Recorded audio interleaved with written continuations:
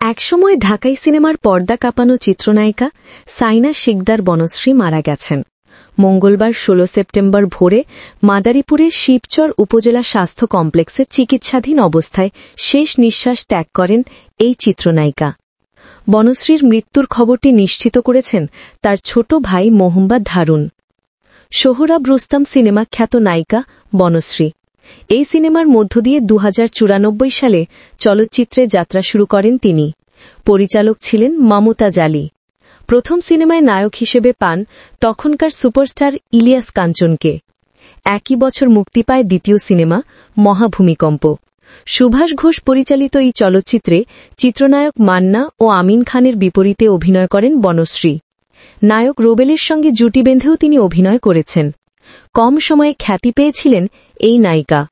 হঠাৎ সব হারিয়ে আড়ালে চলে যান। রাস্তায় ফুল বিক্রি করে সংসার চালিয়েছেন।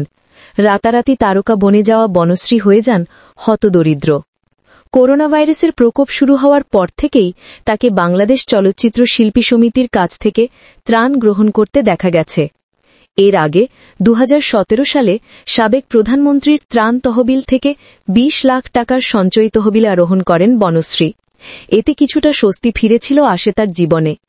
মাদারীপুরের শিবচর পৌরসভার গুয়াতলা এলাকায় বাবা মজিবর শিকদার ও মা সবুরজান রিনা বেগমের ঘরে ১৯৭৪ সালের ২৩ আগস্ট জন্ম নেয় এই নায়িকা।